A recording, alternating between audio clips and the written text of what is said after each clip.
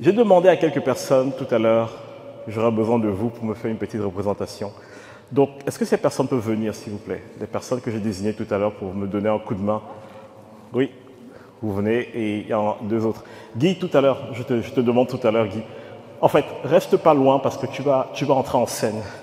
Et j'aimerais représenter correctement quelque chose.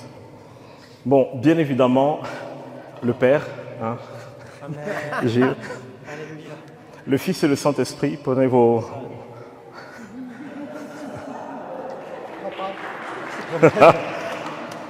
Bon, on a maintenant, là on a le Père, le Fils et le Saint-Esprit, d'accord? Regardez bien où on va. Maintenant, on a l'être humain.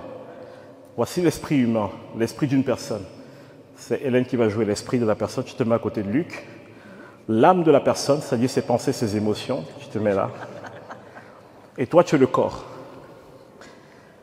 Nous, en tant qu'êtres humains, voici comment nous sommes constitués. Nous sommes constitués corps, âme et esprit. C'est ce que la Bible nous dit. Voilà comment un être humain est constitué. Dieu est constitué Père, Fils, Saint-Esprit. C'est drôle quand même. Hein? On a été fait à l'image et à la ressemblance de Dieu. On est fait en trois parties comme Dieu. Celui qui s'attache au Seigneur, Guy, j'ai besoin de toi. Celui qui s'attache au Seigneur forme quoi? Un seul esprit avec lui, n'est-ce pas? En d'autres termes, celui qui s'attache au Seigneur, asseyez-vous pour l'instant tous les deux. On s'assoit tous les deux? Oui. On s'accroche? Vous vous accrochez, vous asseyez. Guy, tu viens, mets-toi là, Guy. Celui qui s'attache au Seigneur forme un seul esprit avec lui. Séparez-moi l'esprit de l'homme, de l'esprit de Dieu là-dedans. Essayez de le faire. On ne peut pas. Celui qui s'attache au Seigneur forme un seul esprit avec lui. Ça veut dire qu'avant, nous avions une trinité d'un côté, une trinité de l'autre. Permettez-moi d'emprunter le terme. Lorsque je suis né de nouveau, enfant de Dieu, ce n'est pas quand je fais une récitation de Seigneur Jésus, non. Quand mon cœur est transformé, le Saint-Esprit habite en moi, le Saint-Esprit et mon esprit sont unis et nous sommes un seul esprit. Il n'y a pas de séparation ici à ce niveau. Maintenant, je vais vous demander de vous prendre la main. Take your hands, each other. Prenez-vous la main. Voici ce qui va se passer. Le Père nous aime. D'accord? Et le Père court toujours après le cœur de son enfant. Dans la Bible, même lorsque Dieu était en colère de n'importe quelle manière, il y a toujours eu un moment où il a fini par retourner vers Israël et il a fini par les aimer à nouveau. Toujours. Des fois, ça a duré 400 ans, des fois, ça a duré 70 ans, des fois 40 ans, mais Dieu est toujours revenu. Donc, on sait que le Père, quoi qu'il arrive, va toujours trouver le moyen d'aimer ses enfants. Toujours. Mais qu'est-ce qui va se passer? Nous avons parfois tendance, en tant qu'être humain, à vouloir suivre notre propre volonté. Donc, la Bible dit que, je suis désolé, la chair est faible, mais l'esprit est bien disposé. Écoutez-moi très bien, les amis. Quelle que soit votre envie de prier ou pas, votre sanctification, votre esprit est toujours bien disposé. Cette partie de vous a été transformée par Dieu. La Bible dit dans Hébreux que nous avons été amenés à la perfection une fois pour toujours. Quand tu es né de nouveau, tu as été amené à la perfection. Mais quelle perfection? La perfection de l'esprit. Parce que croyez-moi, si vous êtes né de nouveau et que vous boitiez, vous allez boiter jusqu'à ce qu'il y ait un miracle de guérison. En fait, la partie de vous qui est réelle, qui redevient vivante pour Dieu, c'est l'esprit, c'est votre esprit. Cette partie redevient vivante pour Dieu. L'esprit est toujours bien disposé. Quand vous êtes en Jésus-Christ, votre esprit est toujours bien disposé. Il aime le Saint-Esprit et il veut faire les choses avec le Saint-Esprit. Ils sont un maintenant. Par contre, parfois, on n'a pas envie d'obéir ou alors on a encore des réflexes d'avant, des blessures d'avant, on a encore plein de choses qui sont là. Maintenant, toi, je vais te demander d'aller dans cette direction. Prends-la, tiens la main, tu es une seule personne, vous êtes une seule personne. Mais l'esprit, lui, aime le Saint-Esprit, il aime les choses d'en haut, il aime la vérité. Qui souffre là-dedans? C'est l'âme. Le combat spirituel chez l'être humain, c'est l'âme. Le corps naît et périra un jour. Vous ne pouvez pas transformer votre corps vous-même, à moins de faire du sport, mais à part ça, vous ne pouvez pas faire grand-chose. C'est la gloire de Dieu qui change un corps. La Bible dit que nous sommes appelés, justifiés, sanctifiés, et nous serons glorifiés dans le corps. C'est Dieu qui peut changer ce corps physique, l'enveloppe. Mais le truc, c'est que si on suit les penchants de la chair, sachant que notre esprit, lui, veut faire la volonté de Dieu, on va sentir en nous comme un tiraillement. Et là, ils sont gentils, mais une fois quand j'ai fait cet exercice, j'ai demandé de le tirer sérieusement. Et la personne, au bout d'un moment, elle a craqué. Et parfois, quand vous voyez des gens qui ont des blessures importantes, qui ont des fractures de l'identité, qui ont même des possessions démoniaques, parfois c'est ici qu'on est venu les briser. On est venu casser quelque chose dans leur âme, dans leur identité, dans le regard qu'ils ont d'eux-mêmes, dans la conception de l'amour de Dieu, l'amour du Père, l'attachement familial. On est venu détruire quelque chose ici. Et l'âme a été brisée. Et maintenant, il y a un décalage entre le corps et l'esprit. Et l'âme, qu'est-ce qu'elle va faire? Elle a besoin du corps et l'âme aime ce qui est bon. Mais l'âme est logique aussi. Et l'âme, des fois, se dit, mais c'est pas bien. Et l'âme veut aller là. Et l'âme va passer son temps à faire des allers-retours, des allers-retours. Et c'est pour ça qu'il y a des chrétiens, ils jeûnent, ils prient, ils font plein de choses. Ils ont l'impression qu'ils n'avancent jamais. Parce que le combat est ici. Ma première vérité que je vais vous donner est celle-ci. Quand vous avez reçu le Saint-Esprit, la question du salut est réglée. Je dis bien quand vous avez reçu le Saint-Esprit, mais ça c'est Dieu qui vous le révèle, c'est avec Dieu que vous voyez. Votre esprit et le Saint-Esprit sont un seul. En fait, beaucoup de gens ne comprennent pas pourquoi le mariage est important et pourquoi on doit honorer le mariage. Le mariage n'est que la représentation naturelle de ce qui se passe spirituellement. Le mariage entre un homme et une femme n'est que la copie, l'image du mariage entre l'esprit de l'homme et l'esprit de Dieu. Donc, un chrétien qui est uni au Saint-Esprit, il va falloir faire des efforts pour pouvoir le séparer de Dieu. Mais vous comprenez que le diable, qu'est-ce qu'il va faire? Le diable va venir parler à votre âme. Il va vous persuader que vous n'êtes pas encore unis à Dieu, que vous n'êtes pas un chrétien, que vous n'êtes pas aimé de Dieu, que vous n'êtes pas choisi, que vous n'êtes pas appelé. Il va essayer de vous persuader que vous n'êtes pas ici, en vous rappelant ce que ceci fait tout le temps. Tu dis que tu es chrétienne et pourtant tu es gourmande. Tu dis que tu es chrétien et pourtant tu as parfois des pulsions. Tu as encore des addictions. Le diable va venir régulièrement vous rappeler et vous accuser de ce que ceci fait, tandis que l'Esprit de Dieu passe son temps à vous rappeler ce que vous êtes devenu. La Bible dit, le Saint-Esprit rend témoignage que nous sommes fils et filles de Dieu. Ça veut dire que quand le Saint-Esprit vient vous voir, il ne vient pas vous rappeler vos fautes. Le Saint-Esprit vient vous rappeler qui vous êtes. Donc lorsque vous chutez, vous péchez, vous faites un truc qui n'est pas correct, quand le Saint-Esprit vient, il ne vient pas dire « Regarde quel genre de personne tu es, franchement je suis déçu de toi ». Le Saint-Esprit vient et il te dit « Est-ce que tu te souviens que tu as été mis à part? Est-ce que tu te souviens que la gloire de Dieu vit en toi? Est-ce que tu te souviens que tu lui appartiens, tu es précieux à ses yeux, tu vaux mieux que ça ?» Le rôle du Saint-Esprit, c'est de te ramener ici et de te rappeler qui tu es en Jésus-Christ. L'accusation ne peut pas venir de Dieu. L'accusation, c'est le diable qui essaie toujours de vous ramener ici et de vous dire à quel point vous n'êtes pas assez bien, vous n'êtes pas assez grand, vous n'êtes pas suffisant. D'ailleurs, j'ai un truc à vous dire. Si vous voulez atteindre un certain niveau de perfection pour être accepté par Dieu, vous allez mourir sans y arriver. À part Jésus-Christ, quelle est la personne qui est morte dans la perfection absolue dans la Bible? Aucune. On a vu des gens qui ont eu un tel niveau de proximité avec Dieu qu'on a vu des gloires dans leur vie. Enoch, Moïse, Élie, ce sont des gens qui ont vécu des choses exceptionnelles avec Dieu. Mais je vous rappelle quand même que Moïse a énervé Dieu. De par son caractère un peu trop trempé, Dieu a dit à Moïse, « Tu ne vas pas amener mon peuple sur la terre promise. » Donc Moïse n'a même pas fini la mission que Dieu avait pour lui à la base. Mais je vais vous dire une chose, la Bible nous dit que lorsque Moïse est mort, personne n'a assisté à la mort de Moïse. On sait juste que Moïse a envoyé Josué le peuple et il est monté sur une montagne pour les voir entrer sur la terre promise. Mais la Bible nous dit un truc, la Bible dit qu'à un moment donné, Dieu a dû envoyer l'ange, c'est Michel je pense, venir combattre pour récupérer le corps de Moïse. Ça veut dire que le corps de Moïse possédait quelque chose que Dieu ne voulait pas laisser entre les mains de tout le monde. Il y avait une onction qui demeurait sur le corps de Moïse, même après sa mort. Au point où Dieu a demandé d'aller récupérer son corps. Élie n'a pas vu la mort. Dieu a pris Élie, Dieu l'a enlevé. Élisée, le disciple d'Élie, il meurt des années plus tard. Un cadavre tombe dans la fosse où il y a les ossements d'Élie, le cadavre revient à la vie.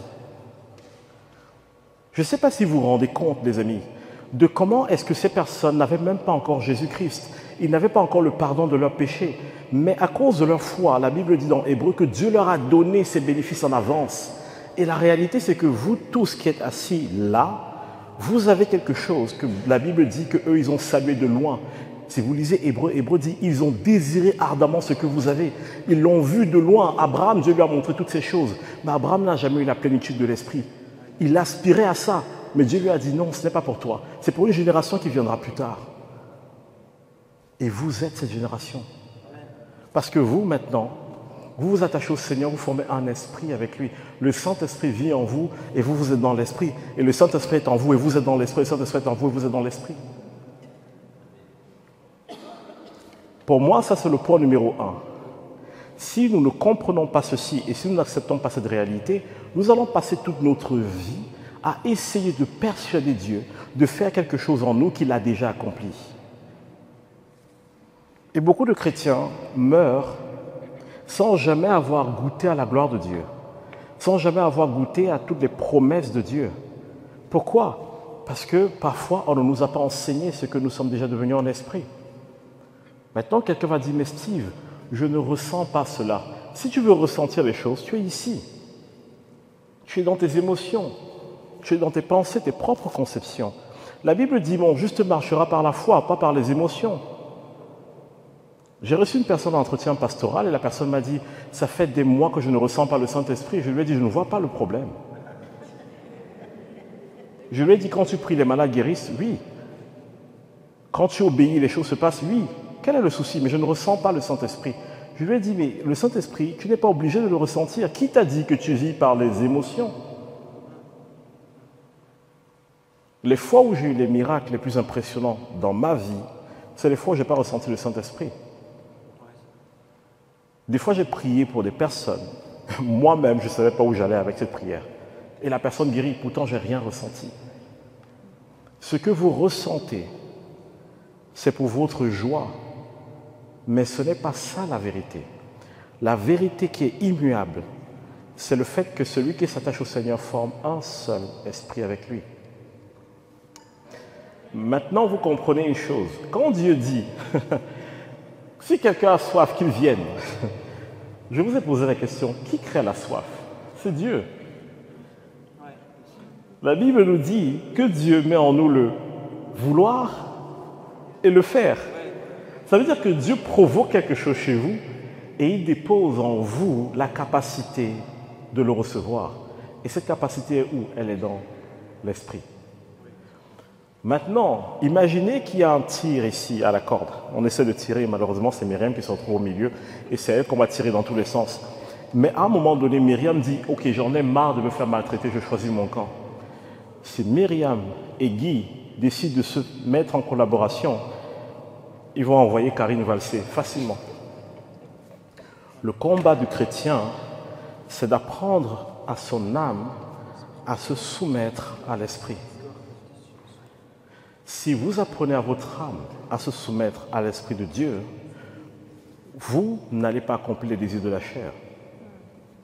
Parce que ce que la Bible dit, marchez selon l'esprit et vous n'accomplirez pas les désirs de la chair.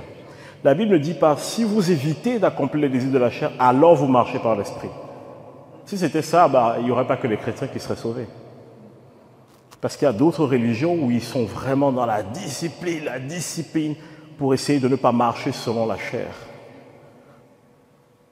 Mais la réalité, c'est que celui qui apprend à marcher selon l'esprit, à un moment donné, la séduction de la chair, la convoitise de la chair perd son pouvoir. Elle n'essaie pas de devenir, elle est déjà, sauf qu'elle apprend à marcher selon sa nouvelle nature. Imaginez que toute votre vie, ça c'est le dilemme de l'identité, on le voit dans notre société. Si toute votre vie, on vous a dit, vous êtes un mendiant, vous êtes un mendiant, vous êtes un mendiant, vous allez apprendre les habitudes et les mécanismes d'un mendiant. Et un jour, quelqu'un arrive et dit, non mais en fait, tu sais que le descendant de lui, J'ai dit Louis XIV, mais il n'a pas bien fini. Donc vous êtes le descendant d'un roi qui a bien fini. Voilà. Et en fait, il y a un trésor qui n'a jamais été réclamé depuis longtemps et il est à vous. Vous savez ce qui risque de se passer? Vous irez récupérer le trésor et vous allez gérer ce trésor comme un mendiant. Parce que vous raisonnez encore comme un mendiant. Donc quelqu'un doit vous apprendre à raisonner comme un descendant de roi pour que vous puissiez utiliser les trésors que Dieu a déjà mis en vous par l'Esprit et que vous manifestiez la gloire de Dieu sur la terre. Donc ça, c'est l'illustration numéro 1. Celui qui s'attache au Seigneur forme un seul esprit avec lui. Maintenant, j'ai une deuxième illustration pour vous. Je prends le temps d'expliquer doucement parce que je sais que ce n'est pas des choses qu'on a l'habitude de lire et ça n'a pas l'air évident, mais croyez-moi, il y a tellement de beauté, de choses que Dieu a déjà déposées en nous. Maintenant, dans Romains 8, verset 34, voici ce qui est écrit. Qui les condamnera? Christ est mort, bien plus, il est ressuscité et il est à la droite de Dieu et il intercède pour nous. Donc, je suis appelé par Dieu. Je suis sauvé, je suis né de nouveau.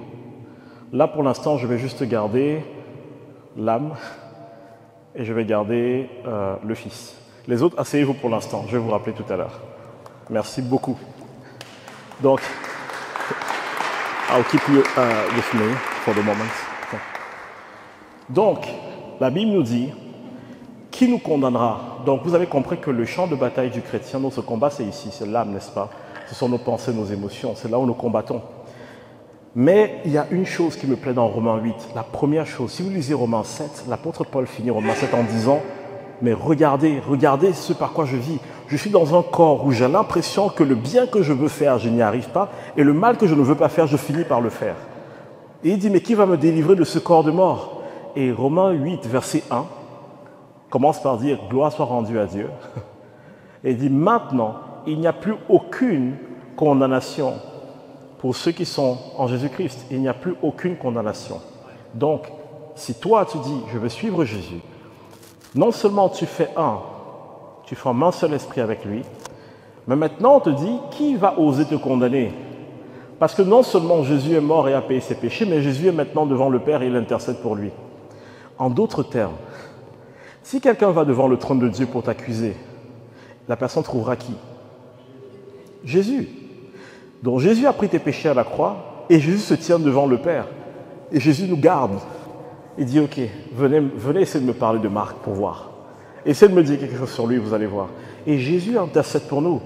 Donc pendant que, supposons, ce n'est pas vraiment ce qui se passe, mais je fais un raccourci pour que vous compreniez, supposons même que quelqu'un aille devant le trône de Dieu et arrive par miracle devant lui pour vous accuser. Jésus sera assis à la droite de Dieu, il sera en train de dire, n'écoute pas, c'est pas vrai. Ce péché, je l'ai déjà pris. Jésus sera positionné là. Et souvent, nous les chrétiens, on ne comprend pas la puissance et la profondeur du mot intercession. On a quelqu'un devant Dieu qui intercède pour nous jour et nuit. Et je l'ai déjà enseigné ici l'année dernière, je vous ai dit, le tribunal céleste est une mascarade parce qu'il y a une tricherie. L'avocat qui nous défend, c'est le fils du juge. Et même parfois, dans la Bible, on a l'impression que l'avocat va prendre la place du juge. Donc, nous sommes dans un tribunal où l'avocat est le fils du juge et l'avocat a déjà décidé qu'il allait nous défendre. Donc, ça veut dire que même si l'avocat n'arrive pas à persuader le juge, il arrivera à persuader le Père. Nous avons quelqu'un qui intercède pour nous devant Dieu jour et nuit. C'est Jésus-Christ. Et donc, Paul pose une question, mais qui peut vous condamner si vous avez Jésus qui intercède pour vous? Qui peut vous condamner? C'est une question rhétorique. C'est une façon de dire, personne ne peut. Alors, vous allez me dire, Steve, comment ça se fait que je ressente toute cette condamnation, toute cette douleur dans mon cœur, toutes ces choses? Vous vous souvenez de quelqu'un dont je vous ai parlé tout à l'heure qui s'appelle le diable, qui a tendance à s'infiltrer, venir mentir? Le diable sait qu'il ne peut pas vous condamner. Qu'est-ce qu'il va faire? Il va faire le même jeu à vous qu'il a fait à Ève. Il va venir, il va lui dire, ah bon, Dieu est vraiment comme ça?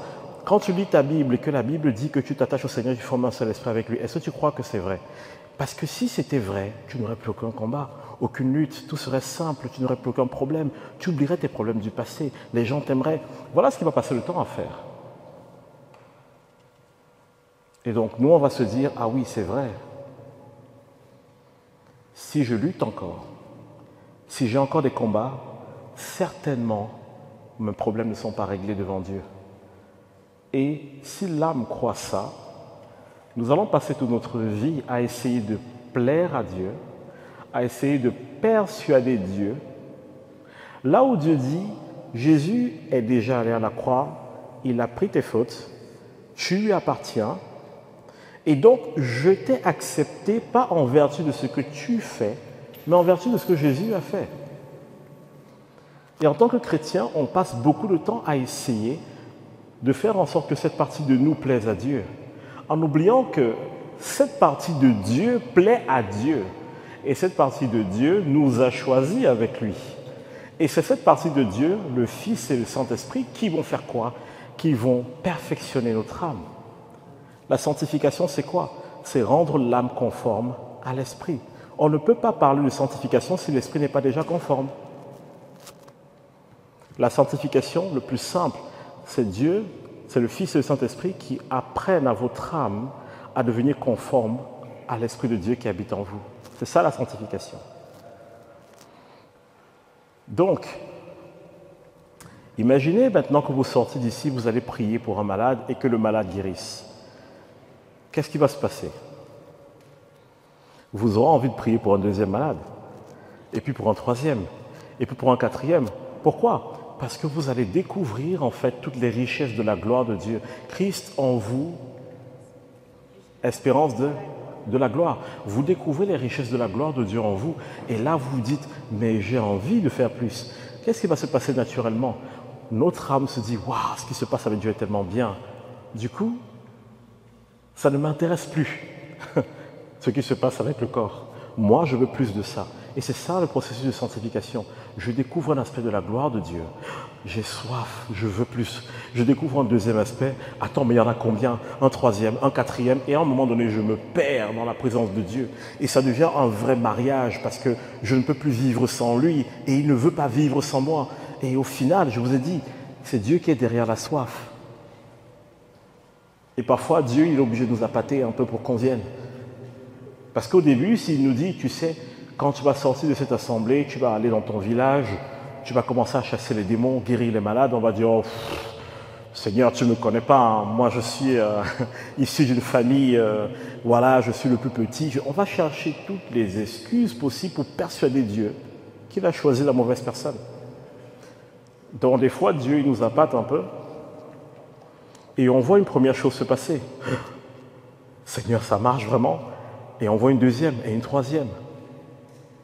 La première fois j'ai prié pour un malade et que j'ai vu une guérison spectaculaire, je suis parti en courant. Vérité. J'ai prié pour une dame dans l'église, elle avait une attelle, un truc mais immense. Je passais à côté et le Seigneur me dit, prends ces nouvelles. Je parle avec cette dame et je lui dis, tu sais, prends soin de toi, que Dieu te bénisse. Et je me lève pour m'en aller, j'entends le Seigneur me dire, retourne prier pour elle. Et là, je me dis non, je ne vais pas me ridiculiser, jamais de la vie. Et pendant que j'avance, j'ai senti littéralement comme si une main m'a saisi dans mes entrailles, comme si on me tirait en arrière. Retourne prier pour elle. J'étais dans une phase où j'apprenais à entendre la voix de Dieu. Et j'avais compris que si je fais exprès de ne pas l'entendre, au bout d'un moment, mon âme va s'endurcir et je n'entendrai plus Dieu. Donc je me suis dit, ok Steve, là tu dois faire un choix. Soit tu obéis, soit tu te mets en position de risque. Je suis retourné voir la dame, je pose la main sur son épaule, je commence à prier pour elle et tout ça. Et la dame me dit, je ne sais pas ce que vous êtes en train de faire, mais ça marche, continuez. Ah, attends Seigneur, il se passe quoi? J'impose les mains une deuxième fois, je prie et elle retire son attelle, elle tourne la tête et bouge les épaules. Elle se lève, elle appelle son mari, chérie, je suis guérie.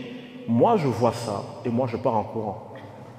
Littéralement. Et je trouve des escaliers, je me mets sous les escaliers, je me planque et je suis en train de respirer fort. Seigneur, je vais mourir.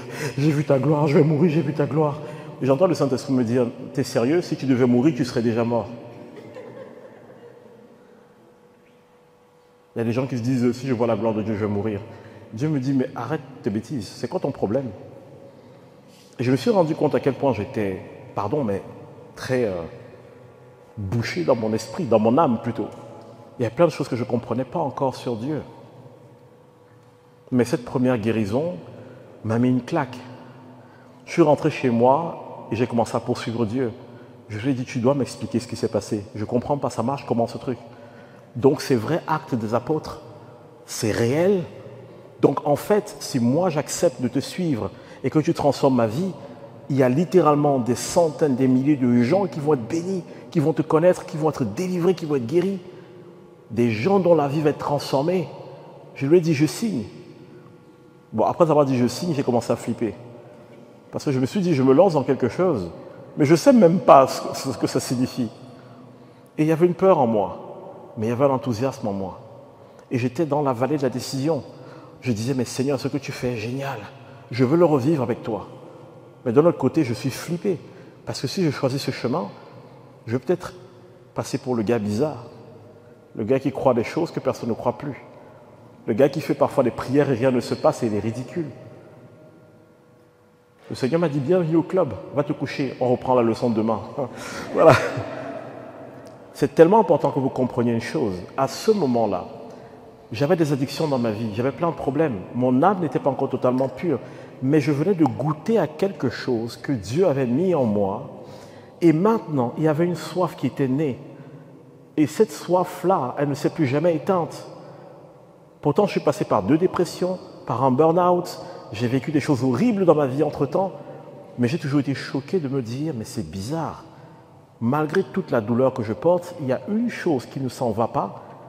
C'est la question du Seigneur, c'est quoi la suite? Je veux comprendre plus. Mais ça, c'est parce que nous prenons conscience que nous sommes un avec lui. Donc mes amis, pour vous qui avez reçu le Saint-Esprit, ce n'est pas un jeu. Le Saint-Esprit ne vous a pas été donné pour faire genre « Ah, c'est cool ». Ce n'est pas juste une question de vous êtes de la famille, c'est plus que ça. Dieu est en train de dire « Je prends une partie de moi que je dépose en vous parce que je sais que c'est moi seul qui peux changer ce monde. Donc quand je me réplique en vous, qu'est-ce que je fais? Je vous rends capable avec moi de changer ce monde. Quand Dieu nous envoie, il ne nous abandonne pas, il ne nous pousse pas comme ça. Il se réplique en nous par le Saint-Esprit. Et ensuite, il dit, allons-y et on fait ça ensemble. Donc, qui condamnera les élus de Dieu? Personne. Regardez ce qui est écrit dans 1 Jean 2, verset 1. « Mes petits enfants, je vous écris ces choses afin que vous ne péchiez point. Et si quelqu'un a péché, nous avons un avocat auprès du Père, Jésus-Christ le juste. » Il n'est pas en train d'encourager les gens au péché. Mais il dit, dans ta marche, il peut t'arriver de tomber. Et si tu tombes, rappelle-toi qu'il y a quelqu'un qui se tient devant Dieu jour et nuit en ta faveur. Et c'est quelque chose que nous devons garder dans notre cœur. Donc là, nous avons parlé de comment ça se passe quand moi je m'approche de Dieu. Quand je m'approche de Dieu, j'ai un avocat auprès du Père, n'est-ce pas? Maintenant, comment ça se passe quand Dieu s'approche de moi? Parce que Jésus est où? Il est dans les cieux, il intercède pour moi. Bon, maintenant le Père décide de venir vous voir en direct, il contourne le Fils. Qu'est-ce qui va se passer? Là, j'ai besoin du Saint-Esprit.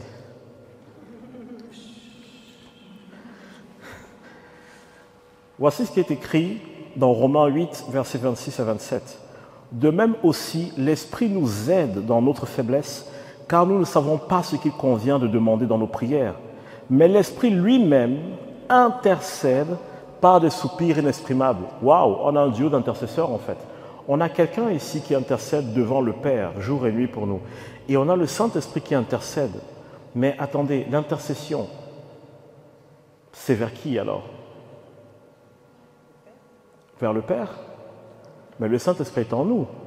Pourquoi il a besoin d'intercéder vers le Père? C'est Jésus qui intercède là-haut.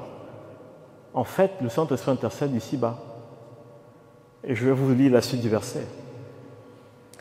Et celui qui sonde les cœurs, on parle du Père ici, connaît quelle est la pensée de l'Esprit, parce que c'est selon l'Esprit qu'il intercède en faveur des saints. Écoutez bien ce qui se passe. Il dit, Dieu le Père, qui connaît, qui sonde les cœurs, il connaît la pensée de qui? De l'Esprit, pas de toi. Le Saint-Esprit peut-il se mettre par là? Mets-toi de l'autre côté, s'il te plaît. Quand le Père vient,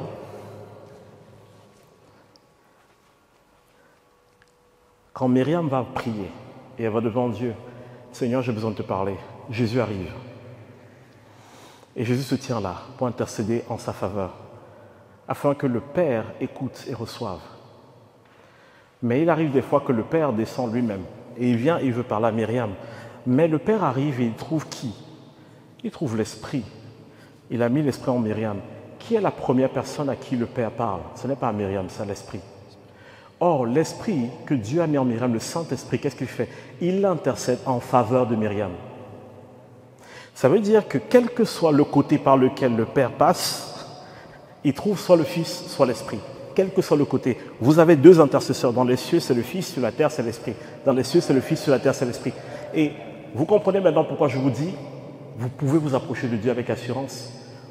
Ça veut dire que si vous vous approchez de Dieu, le Fils intercède. Si le Père s'approche de vous, le Saint-Esprit intercède. J'appelle ça le sandwich divin.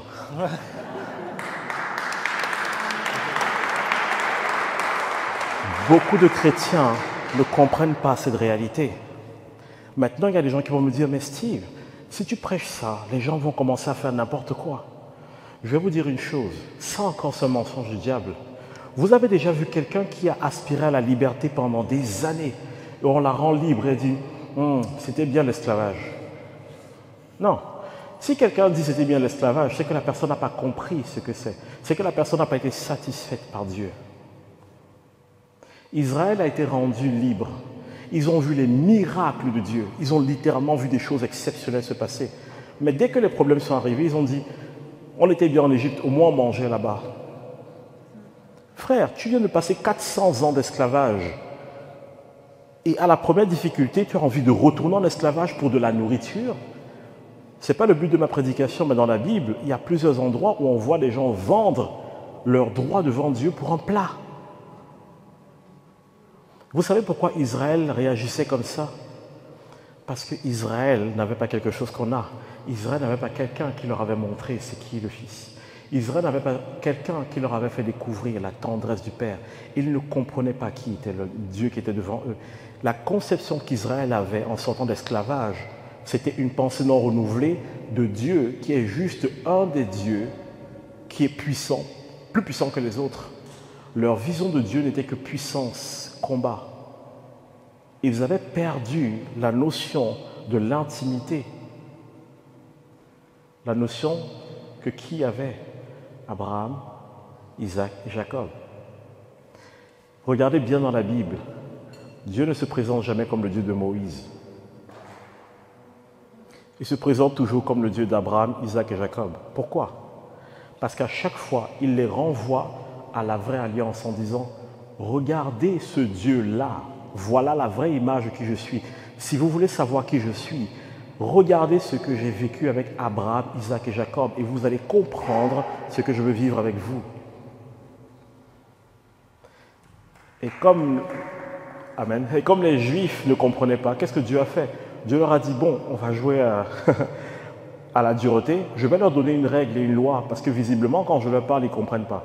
Donc je vais mettre une loi et un commandement pour les empêcher de s'autodétruire. La loi est un tuteur. Galate nous dit que la loi est un tuteur. La loi est juste là pour nous empêcher de nous casser la figure.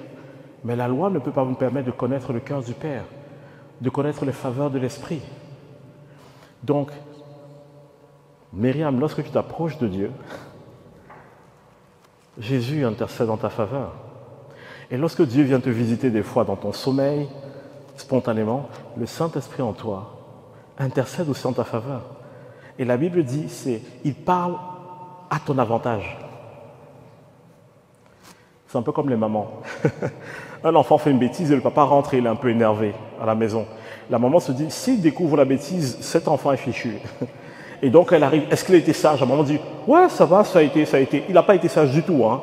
Mais la maman se dit, je préfère dire que ça a été parce que, vu l'état dans lequel il est, ça peut mal tourner pour l'enfant.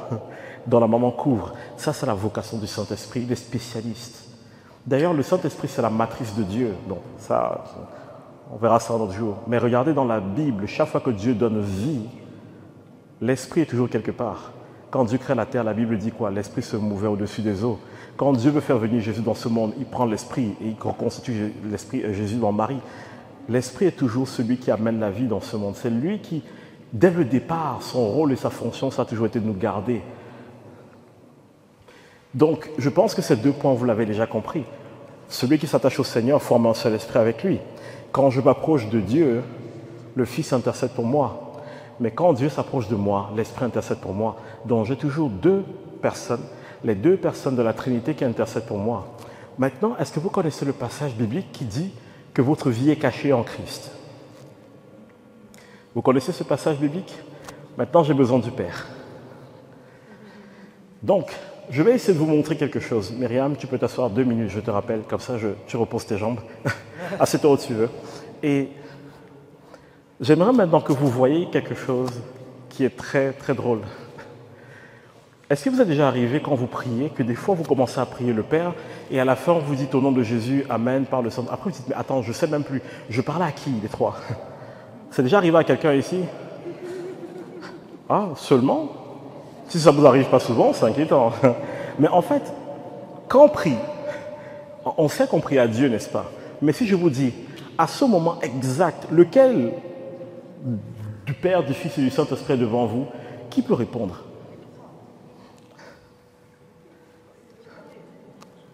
Les trois.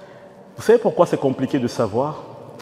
J'ai fait une petite illustration pour vous montrer un peu comment ça fonctionne. Mais une fois de plus, je vous exprime des choses célestes avec une réalité terrestre dont les mots ne suffisent pas, d'accord? Ça permet juste d'avoir un aperçu.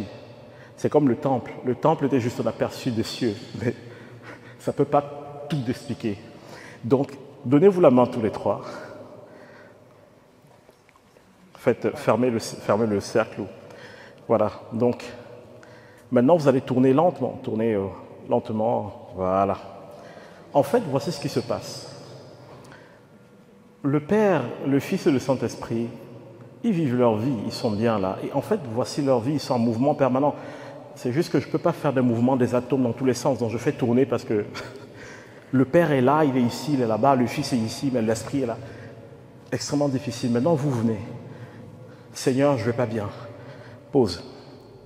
Vous êtes là, vous êtes en train de prier. Seigneur, c'est difficile pour moi, c'est compliqué. Voici ce que je vis. Continuez à tourner maintenant. Voici ce que je vis, Seigneur. Comment je fais? Quelle est ta pensée? Quelle est ton imagination? Qu'est-ce que tu veux? Quel est ton plan pour moi? Pause. Et là, vous levez les yeux. Ah, c'est le Fils. Qu'est-ce qu'il fait là? En fait, le Père, le Fils et le Saint-Esprit sont en mouvement permanent. La Bible dit que l'un est dans l'autre, l'autre est dans l'un, l'un est dans l'autre. En fait, c'est quelque chose. C'est comme les atomes. Désolé, c'est des physiciens, vous comprendrez. Ça bouge en permanence, mais ça ne change jamais. Ça ne varie jamais. C'est toujours dans le même espace. Mais c'est quelque chose qui vit. Donc des fois, vous allez vous tenir devant le Père et vous allez ouvrir votre cœur.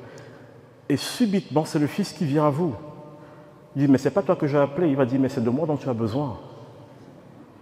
Et des fois, vous allez dire, Seigneur Jésus, s'il te plaît, viens à mon secours. Il va dire, attends que je t'amène au Père. Ah non, moi j'ai peur du Père. Il dit, mais c'est de lui dont tu as besoin. En fait, je ne vais pas dire qu'on s'en fiche. Mais le plus important n'est pas à qui des trois vous priez. Le plus important dans votre prière, c'est une chose. Et j'aimerais que tu reviennes.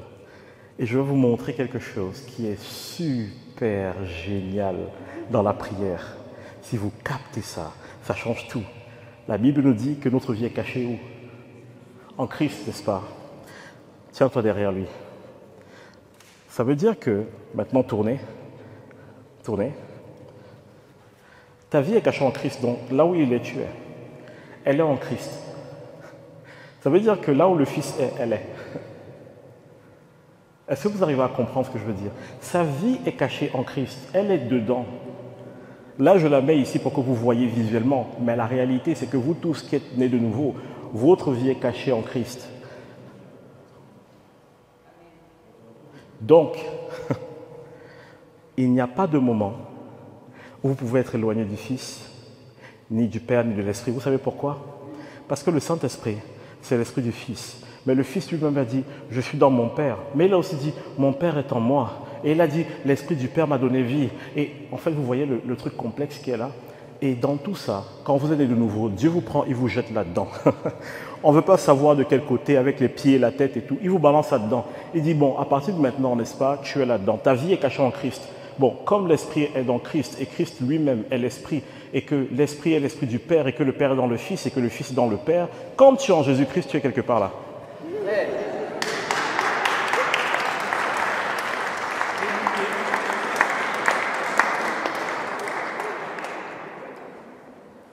Donc des fois, on essaie de comprendre des réalités célestes avec une intelligence terrestre. Mais c'est extrêmement compliqué.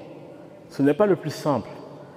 Et donc, je prends tout ça pour vous montrer que parfois nous nous battons pour réussir à toucher le cœur du Père, là où en fait, la Bible dit « Nul ne vient au Fils sans avoir été attiré par qui ?» Donc ça veut dire que quand vous êtes venu à Jésus-Christ, qui vous a attiré? C'est le Père. Et vous voulez persuader le Père de vous aimer?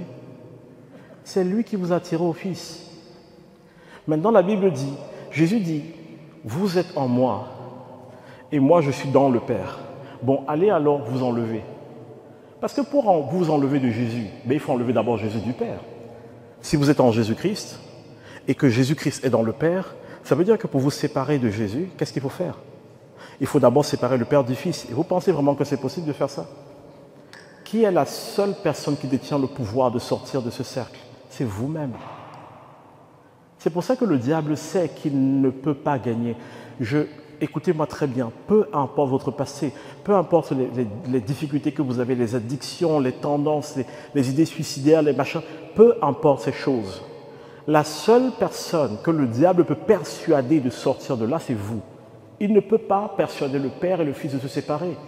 Et il ne peut pas séparer l'esprit du Fils.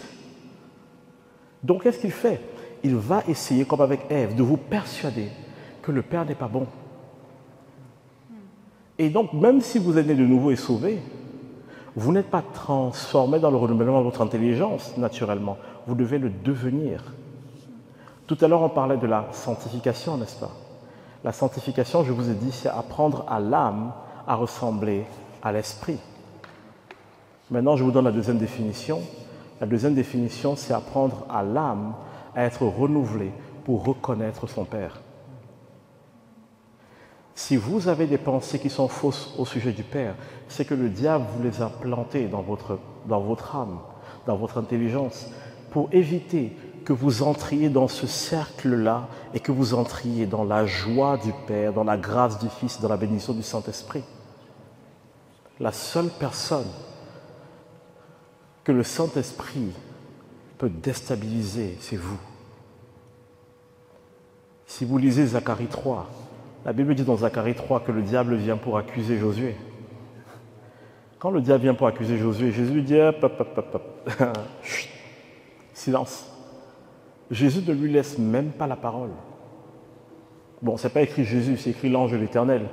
Mais l'ange de l'Éternel ici, c'est une préfiguration de Jésus. Il ne lui laisse même pas la parole.